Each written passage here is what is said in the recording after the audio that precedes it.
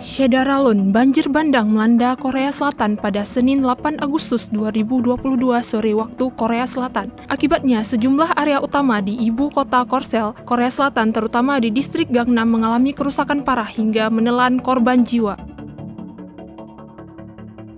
Dilaporkan AP, banjir itu terjadi setelah rekor hujan lebat mengguyur ibu kota Korea Selatan sejak Senin pagi. Distrik Gangnam merupakan salah satu wilayah utama Seoul yang mengalami kekacauan parah akibat banjir. Jalan-jalan di area bisnis dan pusat rekreasi paling ramai di Seoul ini seketika berubah menjadi sungai.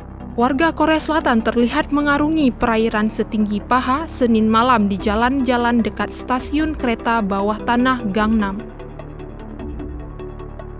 Banjir juga mengakibatkan sistem transportasi lumpuh dan kemacetan lalu lintas yang parah. Sejumlah kendaraan mobil hingga angkutan umum seperti bus terendam di jalanan.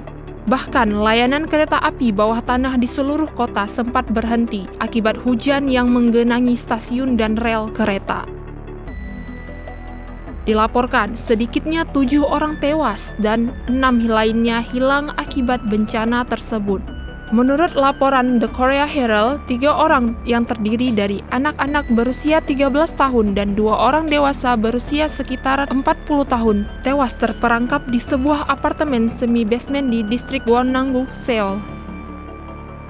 Lalu seorang pegawai kantor distrik berusia sekitar 60 tahun juga tewas saat membersihkan pohon yang tumbang akibat badai.